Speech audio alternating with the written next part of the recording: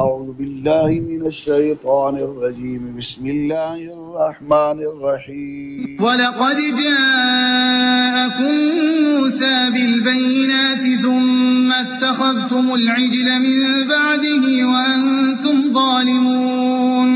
اور صورتحال یہ ہے کہ تمہارے پاس خود موسیٰ علیہ السلام کھلی نشانیاں لائے، پھر تم نے ان کے پیچھے بچڑے کو معبود بنا لیا اور تم حقیقت میں ہو ہی جفاکار۔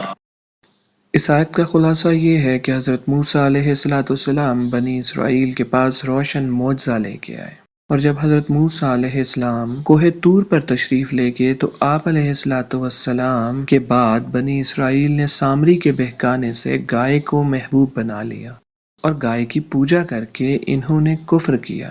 جب حضرت موسیٰ علیہ السلام کی روشن نشانیاں دیکھ کر بنی اسرائیل بچھڑے کی پوجا میں مبتلا ہو گئے تو ان یہودیوں کا سید المرسلین صلی اللہ علیہ وآلہ وسلم کے ساتھ کفر کرنا ان کے لیے کون سی بڑی بات ہے۔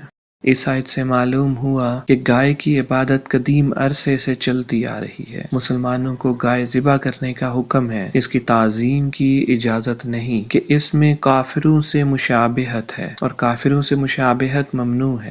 اس سے پہلے آیت نمبر 51 میں بھی اس واقعے کا اجمالی ذکر ہو چکا ہے، اور یہاں دوبارہ اجمالی طور پر اس کا ذکر کیا گیا ہے تاکہ یہودیوں پر قائم کی گئی حجت موقوف ہو جائے۔ اللہ ہمیں حق بات کرنے اور دین پہ چلنے کی توفیق عطا فرمائے۔ آمین۔ صدق اللہ العظیم۔